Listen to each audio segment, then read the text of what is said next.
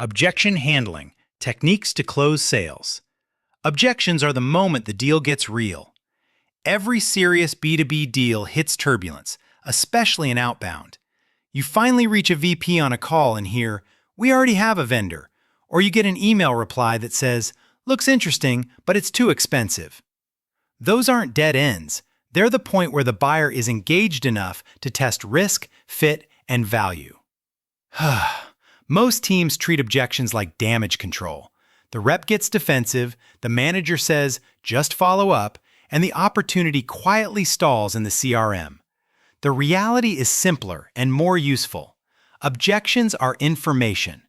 When we treat them as data, not rejection, we can guide the conversation toward a clear next step instead of a vague, "check back later."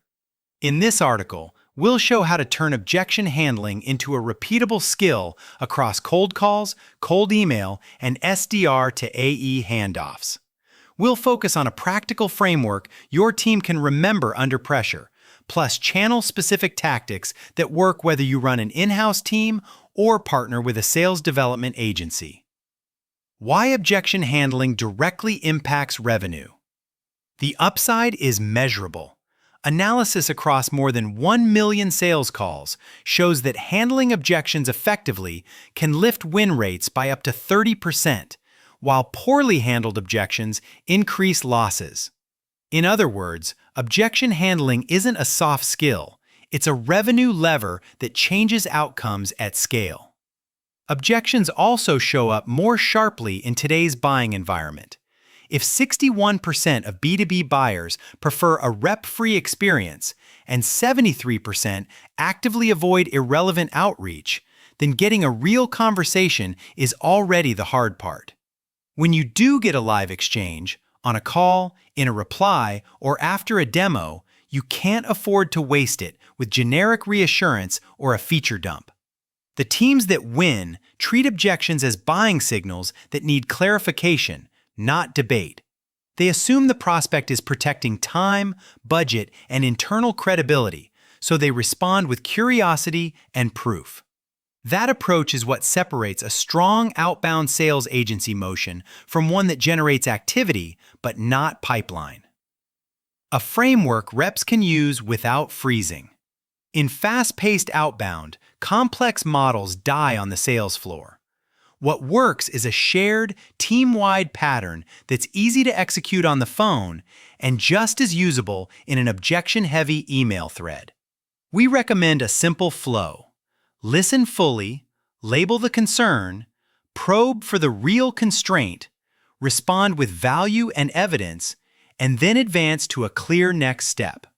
The probe step is where most reps either win or lose.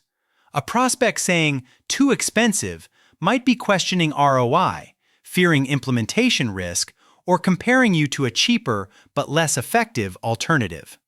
The fastest way to uncover the truth is to ask one focused question and then stop talking. This is backed by conversation data. The highest performing B2B sales calls tend to land around a 43 to 57 seconds talk-to-listen ratio.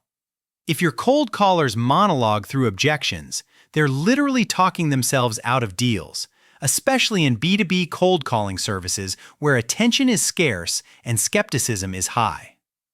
Handling the 4 objection categories without discounting or stalling. Nearly every B2B objection rolls up into 4 buckets: price, timing, fit, and risk authority. The mistake is responding to the surface words instead of the category underneath them, which is how reps end up discounting too early or accepting "next quarter" with no real trigger. Your job is to identify the bucket, confirm what's driving it, and respond with the right type of proof. A key example is price. Price is often loud, but it's not always the deciding factor. Research suggests it's the primary reason a deal is lost only about 17% of the time. Top performers protect margin because they tie the response to value, ROI, and risk reduction. They're reported to be 81% more likely to overcome price pressure when they follow a consistent, needs-based process instead of reacting emotionally. Use the table as your coaching rubric. If reps keep hearing the same objections, the fix usually isn't a clever script line. It's better probing, better proof, and a cleaner advanced step. When your cold calling agency or outsourced sales team runs the same structure across accounts, you stop improvising and start compounding learning. Objections don't kill deals, uncertainty does. And your job is to replace uncertainty with clarity. Best practices for cold calling and cold email objections. Cold calling and cold email objections are different in speed, tone, and context, but the goal is the same: earn the right to the next step. On calls, keep responses short and interactive. In email, keep responses specific and evidence-led, ideally anchored to something relevant about the prospect's role, team, or recent activity. The fastest way to lose trust is to answer a specific objection with a generic paragraph. Persistence matters more than most teams want to admit. If 80% of sales require at least 5 follow-ups and 60% of prospects say no multiple times before they say yes, your cadence isn't a nuisance, it's part of qualification. The practical move is to make each follow-up add information: a tighter use case, a clearer ROI, a smaller pilot, not just bumping this to the top of your inbox. In our experience running cold calling services and outbound email at scale, the teams that win do 2 things consistently. They preempt obvious objections with relevance, and they keep next steps low friction. That's why a strong cold email agency or outbound sales agency focuses as much on targeting and messaging as it does on the reply handling playbook. Common mistakes that turn a manageable objection into a lost deal. The most common mistake is reacting before understanding. Reps interrupt, defend, or handle the objection with a rehearsed pitch that doesn't match what the prospect actually meant. When that happens, the buyer feels steamrolled, and the objection escalates from a question into a hard stop. Another costly error is discounting as a first move. If too expensive is really "I don't trust the outcome," a discount doesn't fix trust. It just reduces your margin and signals that your pricing wasn't grounded in value. A better approach is to clarify the success criteria, quantify the cost of inaction, and then offer a smaller, time-boxed pilot if budget is truly the constraint. Finally, many teams lose before the objection stage because they quit too early.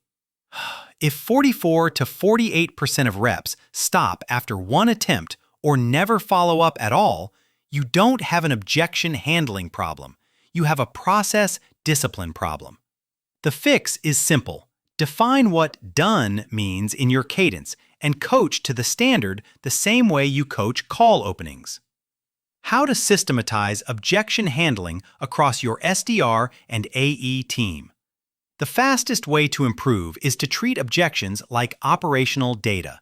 Tag objections in call recordings and email replies, review them weekly, and build a small library of approved responses that include probing questions and proof points. When managers coach to the same framework and the same evidence, performance stops depending on who happens to be naturally quick on their feet. This is where sales outsourcing can be a strategic advantage, not just a capacity play. At SalesHive, we've been in objection-heavy conversations every day since 2016, supporting 1,500-plus B2B clients and booking 100,000-plus meetings through outbound. That volume creates tighter feedback loops. We see objections early, test responses quickly, and standardize what works across campaigns. Whether you hire SDRs in-house or partner with an SDR agency, the same principle applies. Build a shared playbook, keep it current, and coach with real examples. Pair that with strong targeting and list-building services so your reps aren't forced to overcome objections that are really just symptoms of poor fit. What to do next to turn objections into booked meetings? Start by aligning your team on a single, repeatable structure and practicing it until it's muscle memory. Reps should know exactly how to respond when they hear, "We already have a vendor," "Send me info," or "Call me next quarter." And they should know the one probing question that unlocks the real issue.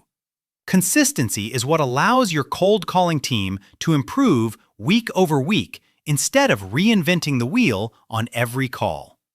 Next, tighten relevance so you prevent avoidable objections. If buyers are actively avoiding irrelevant outreach, your best leverage is better targeting and personalization, not louder persuasion.